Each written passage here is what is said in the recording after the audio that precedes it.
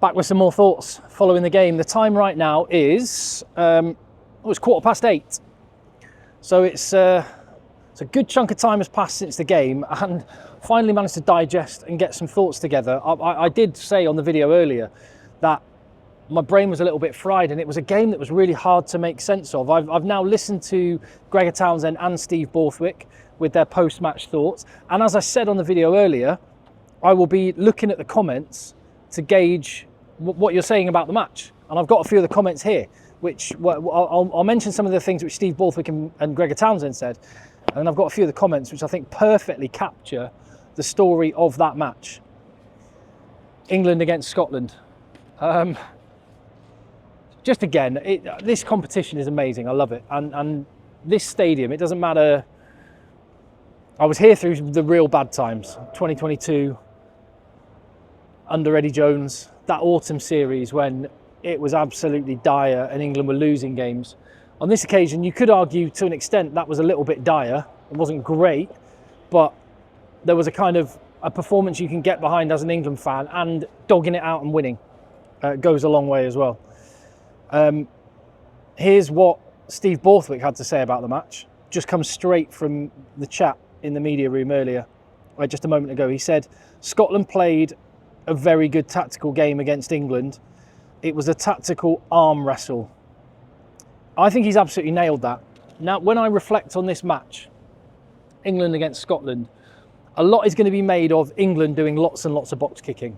And I mentioned earlier, and it happened. And just like those November tests in 2022, I was here and I watched the crowd boo England box kicking. And it happened again today. The England crowd booed the box kicking. Scotland box kicked a lot. So as ever, I've got no issue with kicking. In fact, I think kicking is underrated, undervalued, and massively important. What's not needed is aimless kicking. And I think there was a little bit too much of that. I thought the range of the kicking was wrong. Alex Mitchell wasn't quite on his game today, but then again, Harry Randall off the bench wasn't either. Scrum half, certainly depth of scrum half. You want some real competition for spots so that Alex Mitchell knows he can't have an off day. And I mean, I'd love to know what Alex Mitchell, whether he would have been any better if he wasn't having to tackle Duhan van der Merwe the entire first half. Because defensively, England put their scrum half on the wing, and Scotland just ran Duhan van der Merwe at him. But that's what I mean, and that's what Steve Borthwick was talking about. Scotland actually played, first half, a very smart tactical game. They were kicking to compete a lot. Scotland were not playing many phases, and they were kicking for territory, and they were getting the better of it because they were managing to isolate Marcus Smith and Finn Smith in the backfield and get Duhan van der Merwe and Blair Kinghorn underneath it. And Scotland were getting the spoils as a result. Scotland had dominated the territory and the possession in that first half. They just couldn't finish. And part of that was good England scramble. Part of that was just wasteful attack on Scotland's part. And they should have got more points from the first half. But there are two sides to both stories. But yeah, England were not good, but that's because Scotland didn't let them. And Scotland couldn't score, and that's partly because England's defence is night and day from where it was. And that's certainly something I'm finding that the fans outside, when I was chatting, which you'll see on another video which I'll put in the channel if you haven't watched that, go and check that one out. Again, it's like comment-ception. I'm gonna go into the comments here. Give me your comments on the comments, and then no, I won't do another video giving you my comments on the comments on the comments. But you get involved. Ian Everett said on a comment on the last video, as an Englishman, the best team lost. Fair? I'd say fair. But England have been the best team and lost many times. Yes, they have. Don't I know it? I've been here for a bunch of them. There was one fan a little earlier called England the new South Africa, winning by 1 point. They all count. But there's another comment here from John Bobby, who said Borthwick is holding us back. Where do you stand on Steve Borthwick? I've noticed this. There are some fans even, in a weird way, disappointed that England lost because it secures Steve Borthwick's job and they'd rather have a change. Now, I guess you could say, look at the evidence of Wales. A change of coach can have a radical impact on a team. But I don't buy into the Borthwick disdain too much. For one thing, Well, look at my pre-game preview when I picked a combined team. I had 4 Scottish backs in my combined backline, and I thought Scotland's backs, well, I thought they were better before the game. I think they're better now after the game. I think Scotland just have a better backline, and I picked 4. I think I picked 4 forwards each, and more England forwards on the bench. And I think when you look at the whole game, second half, England's forwards won the game for England. That's, for me, the story of the game. Defensive sets, massive, but England's pack got on top of Scotland in the second half. They got more penalties, they controlled the game much more, they were winning contact. And so I kind of come away thinking, well, what I learned was what kind of already knew, in a sense, which is that Scotland have a better backline and England have got some work to do there. But England's forwards are better than Scotland's and certainly have more depth, and it showed. It'd be interesting to know what would happen if Scott Cummins had been fit. I think he would have made a massive difference for Scotland. Another comment here, and I absolutely love this comment. I think this is absolutely spot on. It's from Giles, and honestly, what I love about this channel, it's always been the case, and I try and keep it the case, and I really value that this is the community we've got here, is that it's respectful and positive for the most part. I think you've got to call a spade, and when something's rubbish, call it rubbish. But Giles says, seriously scrappy, but England are hard to beat. People will complain and moan, but the reality is we are where we are. We're about the same level as Scotland. Again, agree. I talked about this in a video the other day. There's a massive amount of people that were coming into this because England beat France and Scotland, got dominated by Ireland. People were coming in going, oh, England will comfortably win, and if they don't, then it's not good enough. No. England are about the same level as Scotland. We are not up there with the top 4 teams in the world at the moment.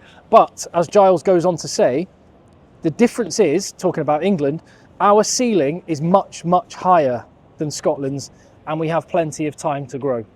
I agree with that. And on that, we saw Finn Russell, who did not have a good day off the tee, did lots of good things with the ball, did not have a good day off the tee, and you could argue his kicks alone lost Scotland the game. But on the flip side, I would just, again, with my glasses always half full, and I would rather focus on Finn Smith. That kid, second test start, top tackler,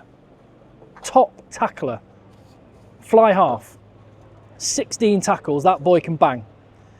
And yeah, really, and that says a lot about this England team. That a young 22-year-old lad, second test start, and he comes in and just knocks his opponent over. And I thought in that second half, England physically dominated Scotland. And I think, what did Steve Borthwick say? He said, so Scotland played a really good tactical game, but they found a way to win. And this is a phrase that he used that I thought was really, really interesting. He said he's really proud that England worked it out. And I also think that is something which England should get credit for. The difference between Scotland in the first half and Scotland in the second half is because England actually worked it out a little bit more. They adjusted how they played. They didn't kick quite as aimlessly, quite as much, although there was still a little bit of that going on. But they got more of the territory in possession. Yeah. And there's a lot of talk about the referee. Both coaches were asked about the England try for Tommy Freeman and whether it was actually grounded or not. All Gregor Townsend said is that... so I'm just going to get out of the way of people trying to do their job. Hiya, you're right, sorry. Gregor Townsend, when he was asked about the England try, all he said was that his coaches told him that it wasn't grounded. I've looked at the replay and you could argue it wasn't grounded. Steve Borthwick said is, I don't know, referee makes the decision. So but I think it would be a weak-minded, and certainly Gregor Townsend was not doing this, I think it would be weak-minded and not helpful to try and argue that a wrongly given try was the reason for a defeat. Scotland had that game to win if they executed, and it's on them that they didn't. It's not on the referee.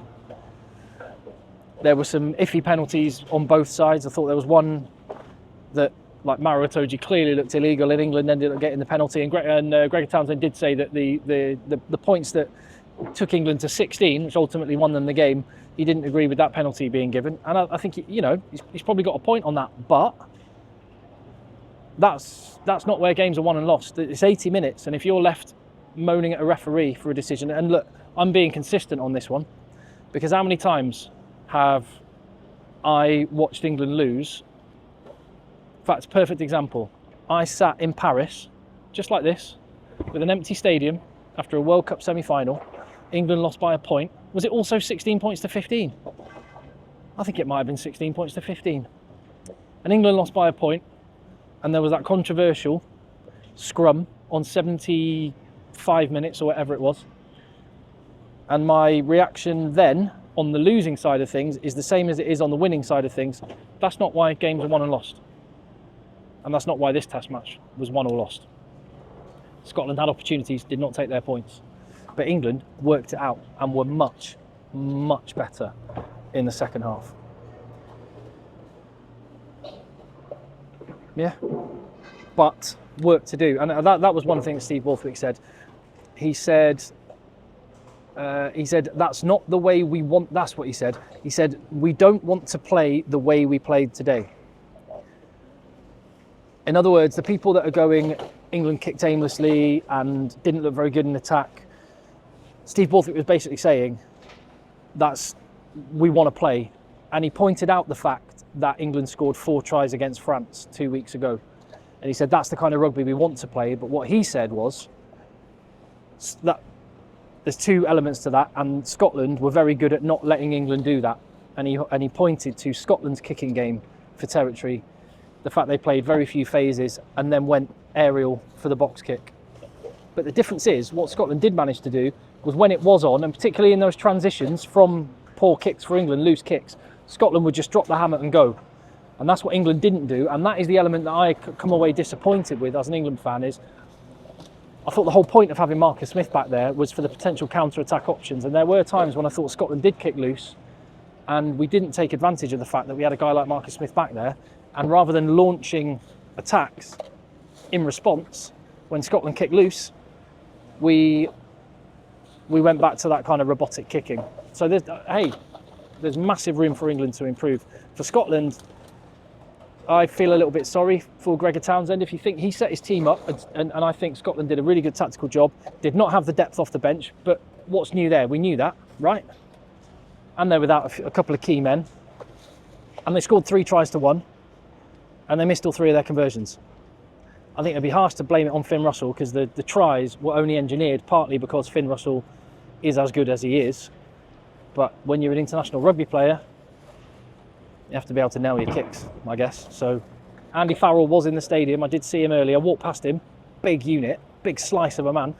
He was here, but I wonder whether that will have changed his perspective on the whole Lions situation. That's going to be an interesting one, and will be the subject of videos coming in the channel very soon. For now, though, I'm going to go and head off into the Twickenham night. This is a side of Twickenham you don't normally get to see, isn't it? Completely empty except for the ground staff and see the engineers who are all pulling up the cables. This is the side of TV you never see, by the way. You always see the people on the telly with the microphones, but as soon as the cameras go off, they get off in their cars and get chauffeured home, and you get fellas like these ones here for hours de-rigging and pulling up cables. They're the proper heroes. Right, thank you so much for all the comments, all the likes, all the subscribes. I really, really appreciate it, and keep them coming. See you on the next one.